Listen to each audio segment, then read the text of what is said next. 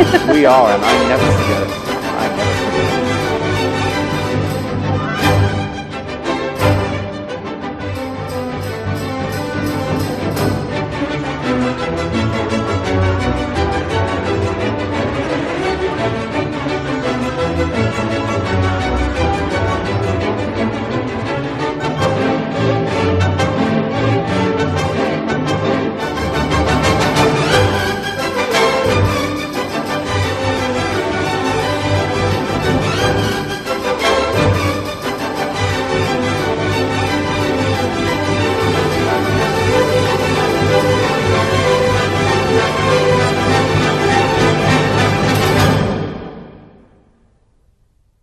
Magandang hapon Pilipinas! Narito na naman ang inyong balerina ng bayan, Lisa Macuja, na bumabati sa lahat ng nakikinig sa DZRH at sa lahat ng nanonood ng RH-TV, lalong-lalo na sa ating mga kasamahang alagad ng sining at kultura sa buong bansa.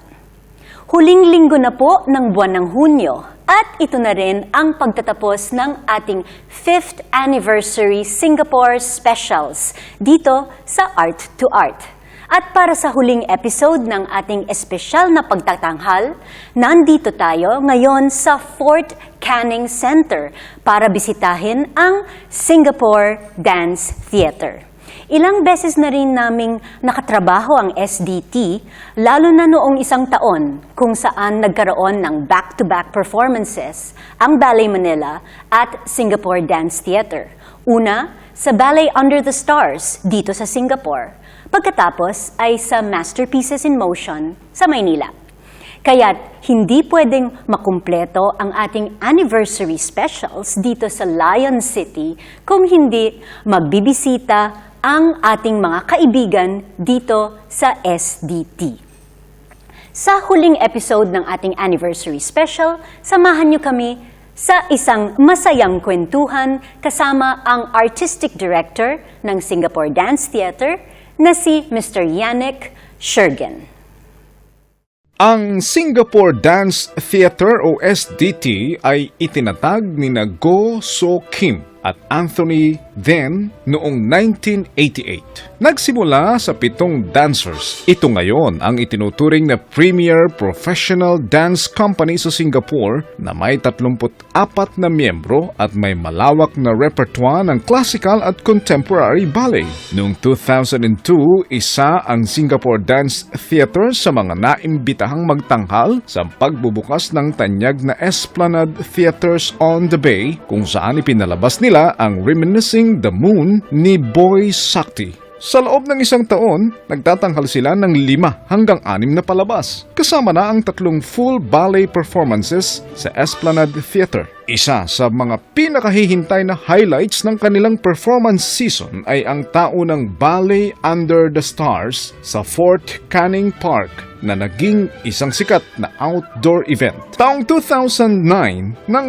maging artistic director ng SDT si Yannick Shergen na siya ring artistic director ng Shu San Go and H. Robert Maggie Foundation na siyang nagbibigay ng annual Shu San Go Awards for Choreography. Sa kasalukuyan, patuloy ang SDT sa pagpapalawak ng kaalaman at pagsuporta sa sining sa pamamagitan ng kanilang arts education program sa mga paaralan, ang Dance Appreciation Series sa tulong ng Esplanade Company at ang One at the Ballet Initiative kung saan dinadala nila sa publiko ang iba't ibang aspekto ng pagtatanghal ng sayaw. Meron din silang Scholars Program na ginawa bilang professional program para sa mga student dancers na nais magkaroon ng professional dance career.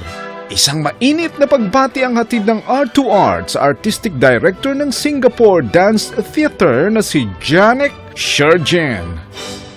Good afternoon, Yannick, and welcome to Art2art. Thank you. It's so great to see you again. It's nice. Okay, well, I guess the first question will be, can you tell us your very first project with SDT way back in 1988? Well, I was the ballet master for Chu San-go, who was the resident choreographer and associate director of Washington Ballet. And Chu San, being Singaporean and a very well-known choreographer, it seemed logical when Singapore Dance Theatre was first opened that it should present one of Chusan's works. And he happened to have a piece that was just for 4 dancers, a quartet called Beginnings, and that was a complete accident that it was called Beginnings. Yeah. But it was very appropriate. It was very appropriate. Yeah. It was actually perfect for the opening of Singapore Dance Theatre. At that point, there were only 7 dancers. We thought that that was the first way to get the company on stage. And then also I taught them a classical divertissement from Ramonda, which I think that by doing classical works, the process of rehearsing them makes you a better dancer. Performing them gives you more confidence. So it seemed to be the perfect things to start the company. And the 2 founders of the company, Go Soo Kim and Anthony Then, also brought in some other works. And so combined, we put together this program. They were, of course, the founders and the directors, and they asked me to do this to help them. So in 1988, I came out and I worked with the dancers, taught them the ballets, and then it became an annual thing. I would come back constantly and teach them more repertory, and one thing led to another. And way back then, I met you. You did. And I danced, was that in the opening as well? It wasn't. It was in Victoria Theatre. It was the second year. It was the first anniversary, the second year of the company, and you did Black Swan. And Le Corsaire with Nicolas Pacagna. And yeah. during that time, Singapore Dance Theatre, we did Beginnings again. And also, they did a wonderful piece called Rainbow River by Timothy Gordon. So the company was growing up. There were more dancers in the company. It was beginning to evolve. And you came along as a guest artist. And that was all it was a very special, it was a Victoria Theatre, and it was a very special evening. Yeah, that's right. But that was not the first Filipino connection with SDT, because 2 founding members, or 3? 3, actually. 3 3 founding members. Yeah. Rick Kulalik, I only know, oh God, I can't. Butch Esperanza. Butch, but I always think of him as Butch, but that's not his real name. And Donato. Yes, Donato Perez, Yes, right? yeah. They were 3 of Filipino founding members of SDT at that time. And we had, the rest of them were Singaporean and 1 Malaysian. Gosh. Well, since becoming artistic director of SDT in 2009, yeah? Yes, officially. What aspects of the company's performances and, operations have you chosen to focus on? Well, the company, I really think that being a professional company has very little to do with being paid. It's how you conduct yourself. It has to do with the fact that you do things at a certain level, at a certain, with a certain professionalism, not necessarily paid performance. And so I wanted to get the company in line with other major dance companies throughout the world. And we needed to do some looking at the organization to see what that entailed. Because to bring in world-class repertory, to get in certain dancers, you have to align yourself with the other organizations. And in some ways we matched, and in some ways we didn't. And so I set about sort of, because I've lived my entire life inside ballet companies. My first job was at Royal Winnipeg Ballet, and then at Pennsylvania Ballet, and then at Washington Ballet, and at Royal Swedish Ballet, and Norwegian National Ballet.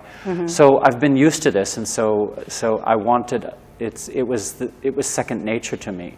And some of those things weren't necessarily things that you wanted to actually repeat, so you think, well, take the best and leave the rest. Okay.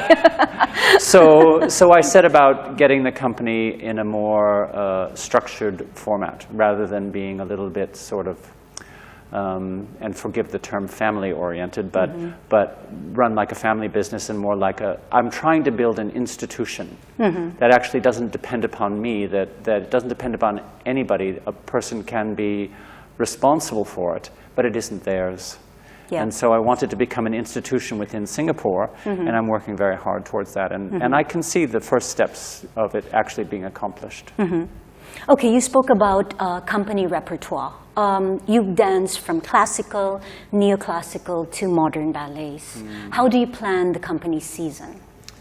I think there are 3 pillars. I think there's the 19th century classical works that any company needs to do, both for an audience and for the dancers. Swan Lake, Sleeping Beauty, Nutcracker, those 19th century masterpieces, that's one of the pillars that holds the company up. The other pillar are modern masterpieces, things that have been established choreographically throughout the world that are acknowledged to be genius works of choreography that I don't want to see come into this repertory. I don't want to see to come into Singapore by other companies. I want us to be the people that dance them.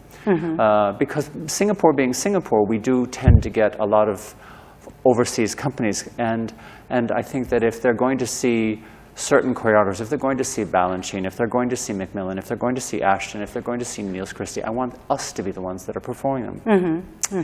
And then, so that's the second pillar. And then the third pillar, which is always a very important pillar, is works that are made for the company specifically. Original works. Original works that reflect what the strengths of the company are, what the unique aspects of the company are, who we are, an identity that no one else possesses but us.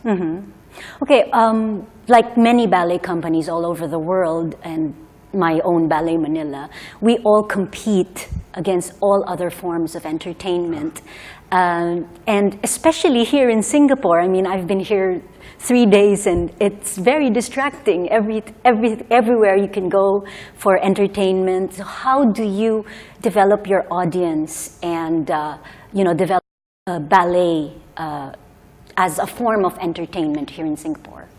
I think in a certain way you have to be exactly what you are. I mean, if we try to be something that we're not, which sometimes we're encouraged to be, I mean, but I think that for us it's going through quality. When you see us do a performance, whether it's a contemporary season of triple bill ballets, or whether it's a children's ballet, which we actually have coming next, or a classical ballet, we have to compete by being the best of that ilk. Right now in Singapore, Marina Bay Sands has chorus line, and there's a constant array coming into Esplanade. But, and I think those things are wonderful. We have Shakespeare in the Park right now, right at our doorstep. And while it is competition, in a way, anybody who goes to the theater tends to morph into going into other things. So it actually helps us. It actually is a benefit. The more people who are willing to go out and participate in entertainment that is also education are the people that we're interested in. And so by being the best that we can possibly be in, word of mouth and using the proper advertising, avenues, we've been lucky in the last year. We've doubled our audience in terms of people coming to the performances. In 1 year, we've doubled the number of people that come to performance, which also happily doubles income. Yes, that doesn't hurt, right? No, because, and that's what people don't understand, and I'm sure you go through the same thing. The dancers are professional. They need to be able to pay their rent. This is their lives. This isn't a hobby. They don't have somebody else funding them, and they work every single day, all year long. This is their home. This is their life. This is their profession. And some people think that they might do this show and then they go off and do something else. No, this is their life. And actually, when you were talking about repertory, there was a brilliant choreographer director who made a comment that I have always remembered and tried to base everything on. He was asked about the repertoire of the company, and he said, I have to give the dancers the best repertoire I possibly can, because after all, they're giving me their lives. And when you think about it that way, it makes everything, there's a certain gravity to that. You are responsible for their lives as dancers, for their memories of their career. What you give them to dance, the experiences that you provide for them will shape not just their lives, but if they become teachers or if they do something related in the field, it shapes the next generation. So it has a great responsibility to it. Gosh, I never thought of it that way. Actually, now I'm feeling more responsible. You always do. You just don't put it into those words, but you feel the same thing. Okay.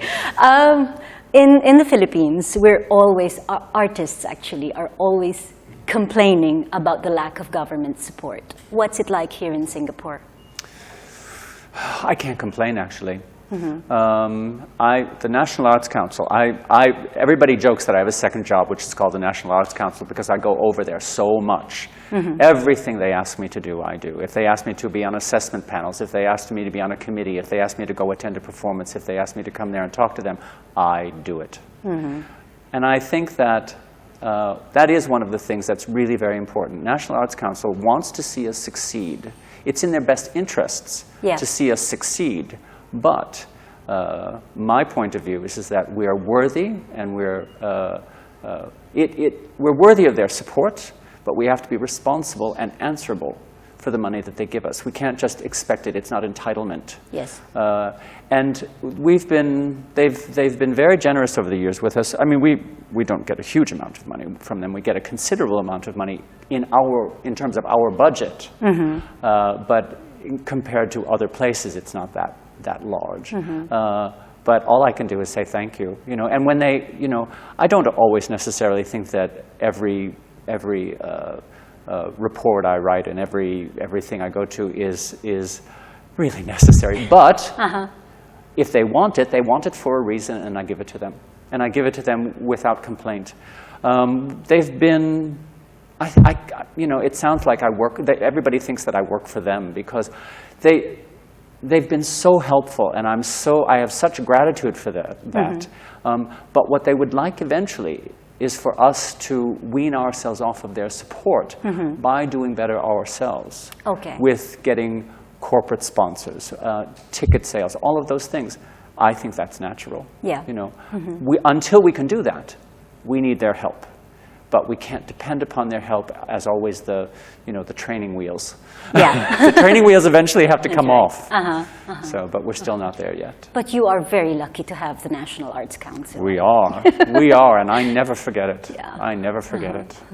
Okay, marami pa po tayong pag-uusapan kasama ang Artistic Director ng Singapore Dance Theatre na si Mr. Yannick Shergen dito pa rin sa Art2art. Magbabalik po kami pagkatapos ng ilang paalala.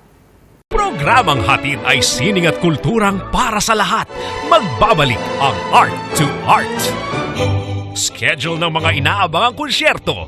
Update sa mga magagandang panoorin sa mga tanghalan at teatro. Narito na ang Art2art Calendar.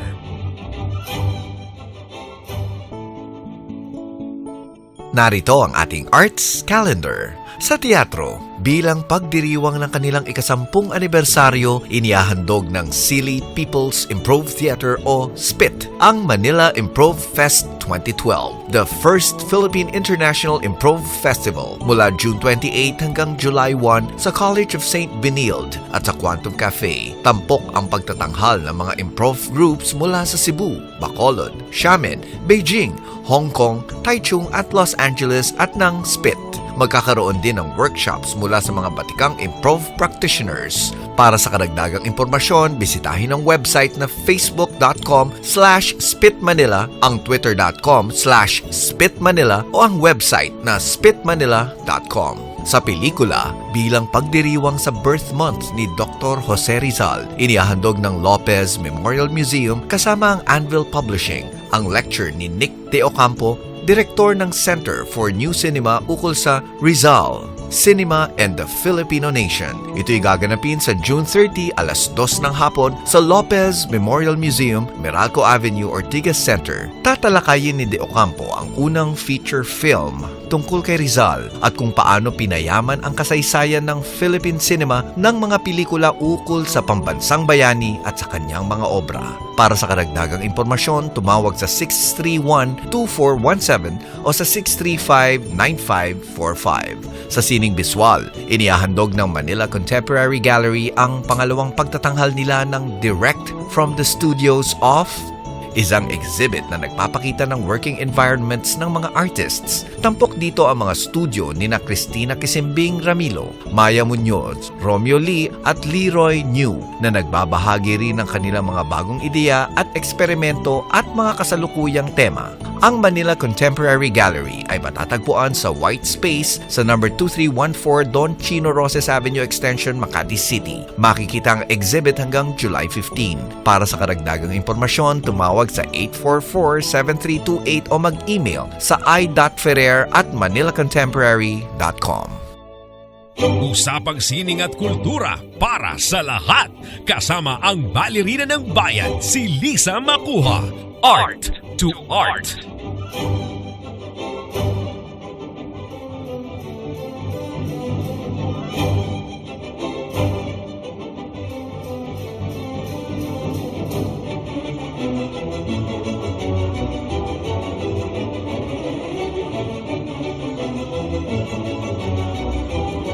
Kasama pa rin po natin ang Artistic Director ng Singapore Dance Theatre na si Yannick Shergen.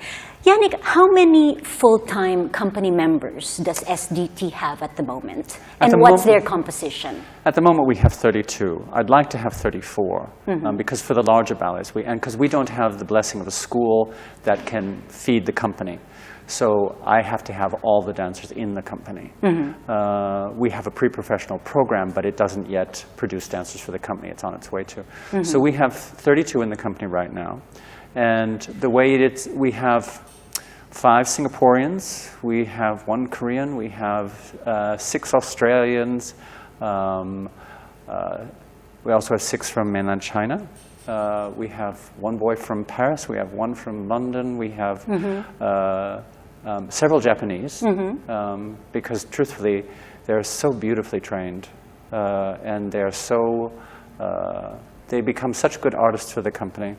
So I've been able to, right now we have more Singaporean dancers in the company than we've ever had before, and that isn't an accident. That's with encouraging people as a profession to pursue this. Again, I have to thank National Arts Council because they provide bursaries for them to go study overseas, and you keep in contact with them and say, you know, if your training succeeds, we'll have a position for you when you come back. Because I keep saying to them, this is home. Yeah. As I said to you before, travel's nice, but home is best. Yeah, You that's know? true. So I try to get anybody who is good and who wants to be, who is Singaporean, who is of a professional, you know, stature, to dance with theater. So how is it like working with such a diverse group of individuals? It is interesting because they tend to, out of rehearsal, they tend to cluster together, you know. So the Japanese are in the one break room, corner. there's definitely a Japanese Yeah. table, you know. And, but when they're together in rehearsal, you know, nobody's dancing by passport. You know, I never think of, Yeah. you know, that you put the 2 Japanese together or the 2 Australians together or anything like that. It's, and sometimes when I look at the different mixes and makeups, it really is who is right for what role and, you know, who suits that. And it doesn't matter their nationality, you know, really doesn't matter. As someone said, how many of them are such and such? And I said, all of them now. Because this is where they're dedicating their life, Yeah. you know. And I would rather have them dedicate their life here than someone who isn't interested and always wants something else. Yeah. If they want Singapore Dance Theatre and they're willing to dedicate their life here, and they perform well for the company, to me they're Singaporean. Okay. And the company has many different outreach programs and projects that help expose the general public to ballet. Some of them are the Dance Appreciation Series, one at the ballet, Ballet Under the Stars? Ballet Under the Stars, yes. certainly. Could you give us a rundown of all these different kinds of programs that you've developed? Well, we really are responsible for the dance education of Singapore as an entirety. And so we can't just sit up here and do, you know, our grand performances. So we do go to the schools and do education outreach performances. We do children's performances when we do Dance Appreciation Series at the Esplanade, where we do like a 1-hour version of larger works. We do open rehearsals, which are called One at the Ballet, where we always pick a topic. We've done everything from how to dress a dancer to, you know, the way costumes are made, music for a dancer. The next one we're doing is the arc of a dancer's career, talking about how they're trained all the way through. And, Oh, okay. and then we have a pre-professional program called The Scholars that trains young dancers with the hope of professional careers. It's a massive amount of stuff. We have adult dance classes that we run. That part of the organization is actually rather large and sometimes overwhelming. But it's necessary, and it's very important that we not just dedicate ourselves to doing the big things. Yeah. Well, very recently, the Singapore Dance Theatre came under fire. There was a very controversial incident about your costumes in Kuala Lumpur being deemed as indecent. Can you tell us about that, and how was it resolved? Interesting, because we go to, we have a very nice relationship with the KL Performing Arts Center, and we go there every year to perform. And the performance permit is always applied for, and after you've proved yourself, it's usually, truthfully, it's usually a formality. And so this year, as always, we were scheduled to go there. And right beforehand, they informed us that there might be a problem. And I couldn't imagine how, because we were doing 3 ballets and 1 pas de deux, and all 3 ballets happened to have dresses down to the ankles. Yeah. And Nutcracker pas de deux, which is probably one of the most child-friendly ballets you could do. And they said the reasons for not granting the performance permit was that the performance was indecent. And everyone, indecent? With dresses down to the ankles? What could possibly be indecent? And then there was so we actually had to postpone the performance while all of this was sorted out. And the news went global. Oh, there was a huge, huge flurry, you know. To go into it would be painful, but Malaysia finally said, well, of course, you know, it'll be granted. We don't know how this happened, and so now we're going to perform in September, and we've had to add more performances because everybody's wanting to see what was indecent about the performance. They're going to be so disappointed. But it's made us. I mean, we literally, the entire world heard about the indecent dance company. Yeah. I can't imagine. I mean, Nutcracker, Serenade, so indecent. Yeah.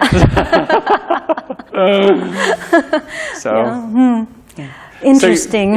So it's all point of view and perspective, you know. Yeah. And everybody said, well, it was just a big misunderstanding, which I think that's just water under the bridge and misunderstanding, and now we go on from here. Yeah, well, any publicity is great publicity, right? Yeah, I know, but I could have done without the headache. True. And I was sorry for the dancers because they had been working so hard towards the performances, and I had literally sent them home on a Tuesday to go pack to get on the bus on Wednesday, and I had to call them Wednesday afternoon and go, it's cancelled. Yes, that's right. Very uncomfortable. And for the audience as well, who bought tickets already to the performance. That's why I really can salute KL Performing Arts Center, because they did refunds for everybody, and it gave them a huge amount of bureaucracy to go through. But that's why we're brothers in arms now. So. Okay, for our Filipino listeners who are going to Singapore in the latter half of the year, what can they expect from Singapore Dance Theatre? Well, always at the end of the year, we try to do a ballet that's more family-oriented. Last year we did Nutcracker. This year we're doing Sleeping Beauty. So in December, we always do a big ballet to cap off the season. And so, as I said, at the end of this year, in December, we're doing Sleeping Beauty. Just before that, in November, we do our choreographic workshop, which is works that are made specifically on the company by Singaporean choreographers, and then we bring 2 works. The most successful work from the year previous, we expand into a full ballet and present that, and then we have 1 other piece of repertory done. So that's in November. And then just prior to that, we'll go to Kuala Lumpur in October, that's in September. September. And then we do Ballet Under the Stars in July, which is this huge outdoor performance that we did that you participated in last year. So this time we're doing Paquita, and we're doing a very fun ballet called Din, and we're doing a piece called Organ Concerto, which is Pulank, and then Jabula, which is an African tribal work by an Australian choreographer, Natalie Weir. So we keep busy, keep going. Yeah. Well, tell us more about Ballet Under the Stars. I attended it last year, and it was the concept of sitting on grass and watching a ballet performance. How did that come about? Actually, our former general manager, Su Eng, had the idea because we have this sloping green pasture underneath our building. And she said, we could put up a stage and do a performance there, which was a very good idea. And actually, so this is the 16th year of it. We do it every single year, called Ballet Under the Stars. And it's enormously popular. And the thing that I find interesting is that people who will go to Ballet Under the Stars normally don't come to our other performances. It's their one outing to go see something like that because it's in an environment in which they can have a picnic, it's under the night sky. We always plan something in performance that is a bit of this, a bit of that, and it moves very quickly. And but we surreptitiously educate them at the exact same time. And it's a very enjoyable, but for me the interesting thing is that no one had used the park as performance venue before. Now there are rock concerts. For this month there's Shakespeare in the park, which has become an annual event. So we actually started this whole genre of things, and people forget that, which sometimes you sort of go, we were the first. Okay, so now I have to look for sloping hills. I mean, next year we're actually going to do two specific things because being the 25th anniversary, we're going to do 2 weekends. We're going to do a classical weekend and a contemporary weekend. We're going to do Giselle in the Park, which truthfully has a wonderful connotation because that originally was a graveyard. And so we hope that there'll only be a certain amount of willies and no extras. So we'll do Giselle out in the park, and then we'll do a repertory season the following weekend. So that will be a nice way of celebrating the fact that this is 25 years of the company. Yeah. Any other grand plans for the 25th anniversary? We'll do a gala, which will have a ballet specially made. We'll look at our repertory. We might have some guests, I'm not sure. I really don't know. It's really a question of money. Okay. And the season will be, the gala will really take care of that moment that we look at. We'll also publish a book about 25 years with the company. But I think it will not so much be a celebration of what we've done up until now, but where we want to get to. Sort of build the season to say, you know, this is where we came from, this is where we are now, and this is where we want to go. And so I think that's the mode that I'm going to look at with the organization. There's an awful lot to be celebrated. There are moments also to go, well, that was nice, let's forget that. And there were moments that will never reoccur, which I will always be sorry for. You think, oh, that was such a magnificent moment in time, you know. But that's the wonderful thing about performing arts. You know, you have that opportunity to have something that's so memorable and so special. So rather than get too heavy-handed about the 25th anniversary, we do a gala, we do our normal season, we have a couple of things that are special. And if I'm lucky, and this is my wish, if I had an Aladdin's, there's a ballet that I'm enormously in love with called Theme and Variations by George Balanchine. I've wanted to do it here for many years, and we have to keep building and building, and I hope we'll be able to do it next year.